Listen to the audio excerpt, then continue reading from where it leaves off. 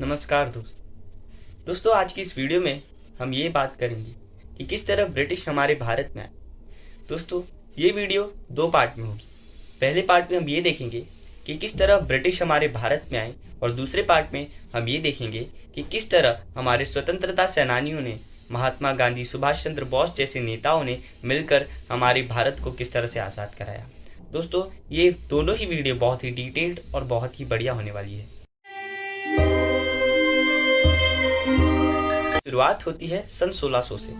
सन 1600 में queen Elizabeth ने British east India company के फॉर्मेशन के लिए एक चार्टर साइन किया। इस चार्टर के according George white and John what को ये परमिशन मिल चुकी थी कि वो ईस्ट एशिया की कंट्रीज के साथ ट्रेड कर सकते थे। दोस्तों, चार्टर एक परमिशन लेटर होता है जो कि इंग्लैंड की महारानी ने जॉर्ज व्हाइट और जॉन वॉट को दिया था। जॉर्ज व्हाइट और जॉन वॉट्स ने मिलकर ब्रिटिश ईस्ट इंडिया कंपनी की स्थापना की। तो जिस समय ब्रिटिश ईस्ट इंडिया कंपनी हमारे भारत में आई, यानी कि सन 1600 में, उस टाइम पे हमारे भारत में जहांगीर का राज चल रहा था, मुगल बादशाह जहांगीर का। उस टाइम पर मुगल बादशाह जहांगीर के राज में पहली बार ब्रिटिश ईस्ट इंडिया कंपनी को सन 1613 में परमिशन मिली अपनी पहली फैक्ट्री खोलने के लिए। इन्होंने अपनी पहली फैक्ट्री खोली सूरत में। दोस्तों, उस टाइम पर सूरत हमारे इंडिया का एक इकोनॉमिक हब बना हुआ था, जहां पर दूसरी कंट्रीज के ट्रेडर्स आते थे। ब्रिटिश ईस्ट इंडिया कंपनी पहली कंपनी नहीं थी जो हमारे भारत में आई थी। दोस्तों, इससे पहले पोर्चुगीज, डच, फ्रेंच ये कंपनीज भी आ चुकी थी। दोस्तों, ब्रिटिश ईस्ट इंडिया कंपनी के सामने अब बहुत बड़ा सवाल था, क्योंकि पहले से ही कुछ यूरोपियन कंट्रीज के ट्रेडर्स हमारे भारत में आए हुए थे। दोस्तों, अब आपके मन में एक सवाल आ रहा, ट्रेडर्स हमारे भारत में आए हुए थे। दोस्तों, अब आपके मन में एक सवाल आ रहा होगा कि ये यूरोपियन ट्रेडर्स हमारे भारत में आके क्यों ट्रेड करते थे। दोस्तों, यूरोपियन ट्रेडर्स हमारे भारत में इसलिए आते थे क्योंकि हमारे भारत के मसाले, हमारे भारत की टेक्सटाइल इंडस्ट्री, कॉटन, जूट, ये सब हमारे भारत में बहुत फेमस था उस टाइम पर। और उस टाइम पर हमारा भारत एक मेजर एक्सपोर्टर था इन सब चीज़ों का। हमारे भारत के मसाले बहुत काम आते थे यूरोपियन कंट्रीज़ के, इसीलिए यूरोपियन कंट्रीज के कुछ ट्रेडर्स हमारे भारत में आते थे। जिस तरह जॉन वॉट्स और जॉर्ज व्हाइट ने ब्रिटिश ईस्ट इंडिया कंपनी की स्थापना की, ऐसे ही अलग अलग ट्रेडर्स जैसे कि डच, पोर्चुगीज, फ्रेंच, ये सब हमारे भारत में आते और हमारे भारत में अपनी कंपनीज एस्टेब्लिश करते थे। दोस्तों, उस समय के मुगल बादशाह जहांगीर, जैसे कि मैंने आपको बता दिया था शुरू में, उन्होंने इन्हें परमिशन दे दी थी क्योंकि उस टाइम पर ये इन लोगों का इतना ज़्यादा इन्फ्लुएंस नहीं हुआ करता था। हमारे भारत में पहले इतनी ज़्यादा कंपनीज नहीं हुआ करती थी, इसीलिए कुछ कंपनीज को परमिशन दे दी गई थी। दोस्तों, अब बात करते हैं कि किस तरह से ब्रिटिश ईस्ट इंडिया कंपनी ने अपने व्यापार को बढ़ाया और किस तरह से वो आगे बढ़ी। दोस्तों, जब ब्रिटिश ईस्ट इंडिया कंपनी हमारे भारत में ट्रेड करने आई तो पोर्तुगीज पहले से ही थे और पोर्तुगीज बहुत ज़्यादा डेवलप्ड हो चुके थे क्योंकि वो बहुत पहले से आए हुए थे। पोर्तुगीज के बहुत सारे पोर्ट्स भी थे। तो ब्रिटिश ईस्ट इंडिया कंपनी के सामने एक बहुत बड़ा सवाल था कि किस तरह से वो पोर्तुगीज को पीछे करे और खुद आगे हो जाए, क्योंकि उस टाइम पर जैसे जैसे दूसरी कंट्रीज के ट्रेडर्स हमारे भारत में आने लगे थे, वैसे ही हमारे इंडियन सेलर्स ने भी अपनी चीज़ों के प्राइस बढ़ा दिए थे और बढ़ती हुई प्राइस में जो कंपनीज थी उनका प्रॉफिट कम हो जाता था। इसीलिए वो क्या करती थी कि दूसरी कंपनीज के, जैसे उस टाइम पर शिप्स चला करते थे, तो दूसरी कंपनीज के शिप्स को लूट लिया करती थी, दूसरी कंपनीज को नुकसान पहुंचाना चाहती थी। तो ब्रिटिश ईस्ट इंडिया कंपनी ने भी यही करा। ब्रिटिश बहुत चालाक थे और बहुत चतुर थे। पोर्तुगीज बहुत पहले से आए हुए थे, बहुत इन्फ्लुएंस भी किया हुआ था उन्होंने जहांगीर को, बट ब्रिटिश कहीं न कहीं ज़्यादा चालाक और ज़्यादा एफिशिएंट, समझ लीजिए आप, पोर्तुगीज से थे। इसीलिए ब्रिटिश बहुत ही जल्दी जहांगीर को इन्फ्लुएंस करने में भी कामयाब हुए और इन्फ्लुएंस करने के साथ साथ कुछ स्पेशल राइट्स भी उन्हें मिल जाया करते थे। शुरुआत में ब्रिटिश ईस्ट इंडिया कंपनी को सिर्फ ये राइट्स मिले थे कि वो अपनी कंपनी को, अपनी बिजनेस को सिक्योर करने के लिए कुछ सिक्योरिटी गार्ड रखे। ये राइट्स पोर्तुगीज को भी मिले हुए थे। लेकिन जैसे जैसे धीरे धीरे टाइम आगे बढ़ने लगा, वैसे वैसे ब्रिटिश ईस्ट इंडिया कंपनी अपना इन्फ्लुएंस और ज़्यादा जमाने लगी राजा पर उन्होंने अपना इतना ज़्यादा इन्फ्लुएंस जमा लिया था कि अब उन्हें पूरी एक सेना रखने की परमिशन मिल चुकी थी। यानी कि ब्रिटिश ईस्ट इंडिया कंपनी अपनी एक पूरी मिलिट्री खड़ी कर सकती थी और ब्रिटिश ईस्ट इंडिया कंपनी ने यही किया। दोस्तों, सबसे पहले ब्रिटिश ईस्ट इंडिया कंपनी के सामने उनका एक दुश्मन था, वो थे पोर्तुगीज। क्योंकि पोर्चुगीज का एक मेजर रोल था, एक मेजर डोमिनेंस था हमारे इंडियन मार्केट में। इसीलिए वो चाहते थे कि सबसे पहले हम पोर्चुगीज को खत्म करें, उसके बाद में दूसरे ट्रेडर्स को हम खत्म करेंगे, क्योंकि उस टाइम तक ब्रिटिश ईस्ट इंडिया कंपनी का इन्फ्लुएंस बहुत ज्यादा बढ़ गया था और डच और फ्रेंच इतना ज्यादा उन्हें अफेक्ट नहीं कर रहे थे जितने पोर्चुगीज कर रहे थे। तो दोस्तों ब्रिटिश ईस्ट इंडिया कंपनी ने अपना सबसे पहला शिकार रखा पोर्चुगीज को। जैसे ही उनके पास सेना बनी, वैसे ही पोर्चुगीज के पास भी सेना बन गई थी, क्योंकि वो भी राजा के बहुत करीबी थे। अब ब्रिटिश और पोर्चुगीज दोनों के पास एक एक सेना थी, तो ब्रिटिश ने अटैक कर दिया पोर्चुगीज पे। यहाँ से शुरुआत होती है वॉर की। दोस्तों यहाँ से शुरुआत होती है सबसे पहले अटैक की, जो कि हुआ था ब्रिटिश और पोर्चुगीज में। इसको ऐसे समझा जा सकता है दोस्तों कि ब्रिटिश पोर्चुगीज को नहीं पसंद करते थे, इसीलिए उन्होंने अटैक किया और वहां पर ब्रिटिशों ने बहुत करारी मात दी पोर्चुगीज को और पोर्चुगीज को इंडिया छोड़कर जाना पड़ा। अब दोस्तों पूरा का पूरा इंडियन मार्केट अब ब्रिटिश के कंट्रोल में था, क्योंकि अब ऐसा कोई मेजर एक्सपोर्टर बचा नहीं। ब्रिटिशों ने जब पोर्चुगीज को हरा दिया, पोर्चुगीज के हारने के बाद अब ब्रिटिशों का पावर और ज्यादा बढ़ने लगा। पहली बात तो ये थी कि उनके पास एक सेना अपनी खुद की डेवलप हो चुकी थी, तैयार हो चुकी थी, जिसमें ब्रिटिशों की संख्या भले ही कम थी, इंडियन की संख्या ज्यादा थी, लेकिन अब उनके पास सेना थी।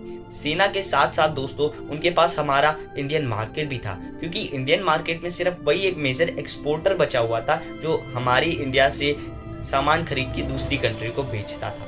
तो दोस्तों ब्रिटिश ईस्ट इंडिया कंपनी का इन्फ्लुएंस बहुत ज्यादा बढ़ गया था और धीरे धीरे मुगल एम्पायर भी डगमगाने लगा था। सन 1707 तक आते आते औरंगजेब की भी मृत्यु हो चुकी थी और उसके बाद ब्रिटिशों ने पोर्चुगीज को भी हरा दिया था। अब ब्रिटिशों के पास एक चांस था कि वो इंडियन मार्केट को तो कैप्चर कर ही सकते थे, साथ ही हमारे इंडियन पॉलिटिक्स में भी घुस सकते थे। तो अब आगे जानेंगे कि किस तरह से वो हमारे इंडियन पॉलिटिक्स में घुसे।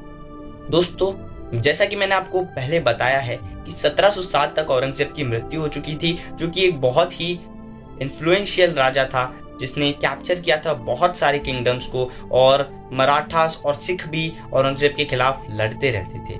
तो किसी तरह जब औरंगजेब की मृत्यु हो गई तो हमारा इंडियन किंगडम बहुत ज्यादा पार्ट्स में बढ़ चुका था। एक पार्ट सिख कम्युनिटी, एक पार्ट मराठा कम्युनिटी, और जो औरंगजेब के मरने के बाद दूसरा मुगल रूलर था वो इतना ज्यादा एफिशिएंट नहीं था कि वो पूरे इंडिया को उस तरह से चला पाए जिस तरह से औरंगजेब और जिस तरह से पहले पिछले मुगल रूलर्स कुछ रूल किया करते थे।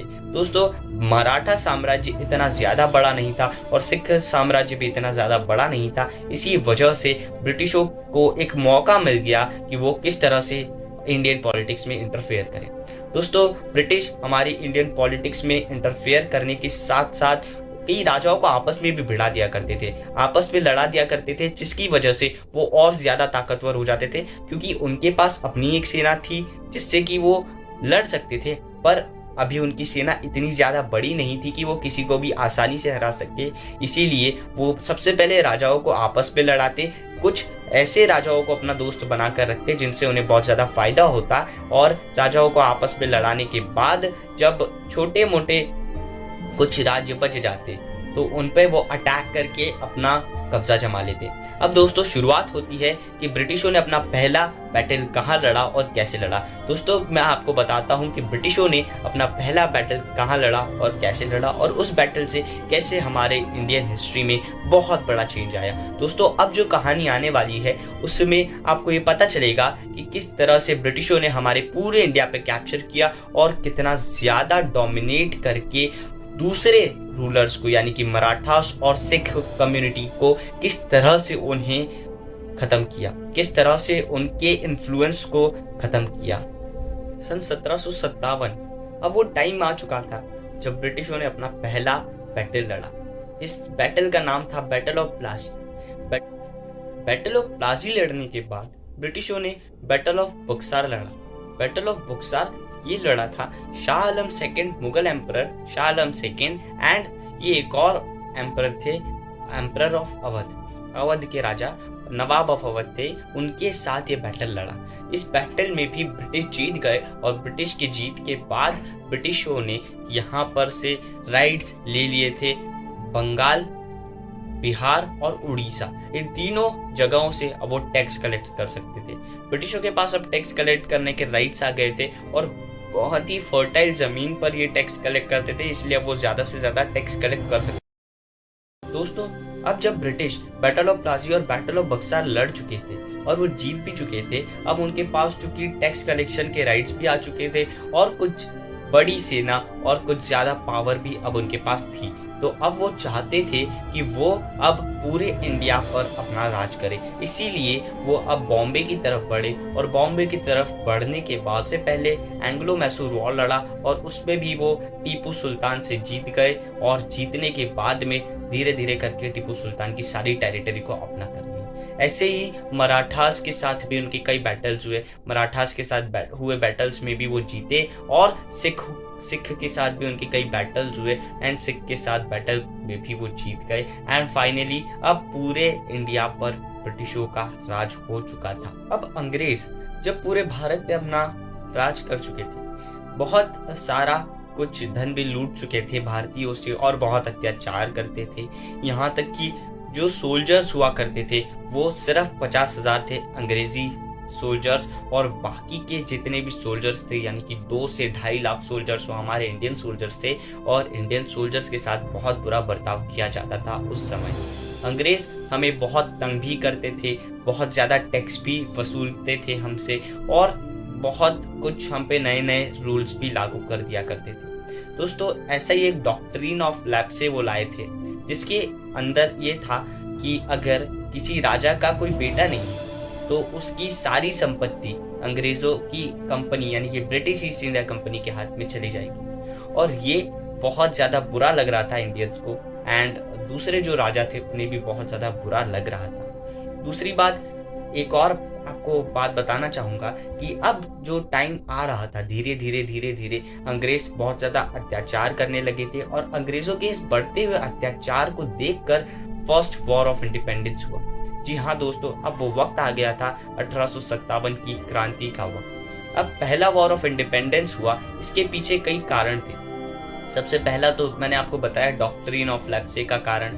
डॉक्ट्रिन ऑफ लैप्से में जब कोई राजा उसका बेटा नहीं है या उसका कोई वारिस नहीं है तो उसकी सारी प्रॉपर्टी चली जाएगी ब्रिटिश ईस्ट इंडिया कंपनी के हाथ में। और ये लॉर्ड डलहौजी ने ये नया कानून पास किया था एंड इसके कारण बहुत सारे राजा बहुत ज्यादा गुस्सा थे ब्रिटिश ईस्ट इंडिया कंपनी के साथ। अब दूसरा कारण ये भी था कि बहुत ज्यादा बिहेवियर मैटर करता था, क्योंकि उस टाइम पर ब्रिटिशों का बिहेवियर बहुत ज्यादा खराब था, बहुत रूडली बिहेव करते थे वो हमारे इंडियन सोल्जर्स के साथ। जबकि इंडियन सोल्जर्स बहुत ही ज्यादा एफिशिएंट, बहुत ही ज्यादा अच्छे थे एंड बहुत ज्यादा थे एज कम्पेयर टू ब्रिटिश कुछ ही थे और पूरी ब्रिटिश सेना जो ब्रिटिश ईस्ट इंडिया कंपनी की सेना थी उसमें सबसे ज्यादा हमारे इंडियन सोल्जर्स ही थे। बट भी वो हमारे इंडियन सोल्जर्स के साथ इतना बुरा व्यवहार करते थे और बहुत बुरा बर्ताव करते थे एंड उन्होंने फाइनली जनवरी 1857 में एक कारतूस बनाई थी जिसे दांत से काटना पड़ता था और वो कारतूस चमड़े की थी, वो भी गाय और सुअर के चमड़े की। ये बात जब सोल्जर्स को पता चली देन बहुत ज्यादा उन्हें गुस्सा आया, क्योंकि वो कारतूस चमड़े की होती थी और जानवरों के चमड़े की होती थी और स्पेशली गाय के चमड़े की जिसे हिंदू धर्म में माता माना जाता है। देन बहुत ज्यादा लोगों में गुस्सा बढ़ा और अंग्रेजों के खिलाफ बहुत ज्यादा प्रोटेस्ट हुए। अब दोस्तों, अब बात करते हैं कि किस तरह से फर्स्ट वॉर ऑफ इंडिपेंडेंस हुआ। दोस्तों, जैसा कि मैंने आपको बताया कि कुछ कारतूसों को दांत से काट कर फिर उन्हें राइफल में डालकर फायर करना पड़ता था, जिससे कि धर्म भ्रष्ट हो रहा था लोगों का। इसी वजह से लोग उसे अपोज कर रहे थे और एक दिन मंगल पांडे ने, जिन्हें आप सभी जानते ही होंगे, मंगल पांडे ने एक ब्रिटिश ऑफिसर को मारकर इस जंग की शुरुआत की। दोस्तों, जब ब्रिटिश ऑफिसर को मारा देन मंगल पांडे किसी तरह वहां से निकले और उन्हें ब्रिटिश ऑफिसर्स ने पकड़ा। अब मंगल पांडे को कोर्ट में ले जाया जाने वाला था। मंगल पांडे जानते थे कि कोर्ट में मुझे फांसी की सजा होने वाली है, इसीलिए ब्रिटिशों के हाथ से मरूं इससे पहले उन्होंने खुद को गोली मार ली और इंसिडेंटली वो बच गए और वो कोर्ट में गए एंड देन वही फाइनली उन्हें फांसी की सजा सुना दी गई। जब उन्हें फांसी की सजा हुई तो बहुत से लोगों के दिल में एकता जागी एंड वो लोग सब मिलकर ब्रिटिशों को चैलेंज करने वाले थे। अब वो लोग सब मिलकर दिल्ली गए। दिल्ली में रेड फोर्ट में जब बहादुर शाह जफर, जो कि कह सकते हो आप मुगल के लास्ट रूलर थे, उन्होंने बहादुर शाह जफर को अपना राजा घोषित कर दिया और उन्होंने पूरे इंडिया के लिए बहादुर शाह जफर को राजा घोषित कर दिया। बहादुर शाह जफर ने बहुत से राजाओं को पत्र लिखे, उन्हें एकजुट करने की कोशिश करी, तो यहाँ से रिवॉल्ट शुरू होना स्टार्ट हुआ।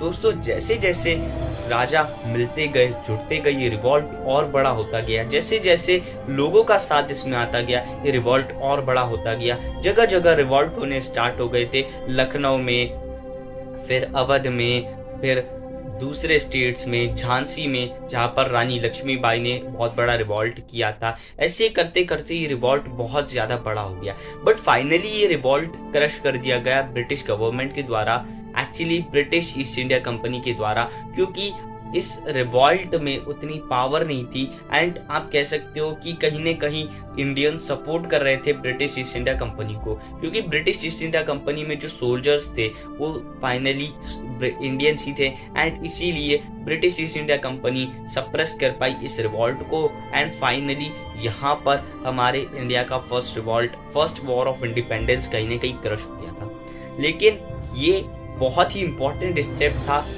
जिससे कि लोगों के दिलों में एकता आई और लोग अब एकजुट होना स्टार्ट हो गए थे। ये रिवॉल्ट बहुत ज़्यादा ज़रूरी था आगे आने वाले टाइम के लिए, क्योंकि यहीं से एक यूनिटी लोगों के मन में बनी और लोग यूनाइट होकर ब्रिटिशों के खिलाफ लड़ने के लिए अब तैयार होने लगे। अब दोस्तों, हर कोई ब्रिटिशों के खिलाफ लड़ने के लिए तैयार हो रहा था एंड यही स्टेप था जो आगे जाकर बहुत काम देने वाला था। दोस्तों, आगे की कहानी दूसरे वीडियो में, जैसा मैंने आपको बताया था, पार्ट 2 में आपको देखने को मिलेगी। दोस्तों, आज के लिए बस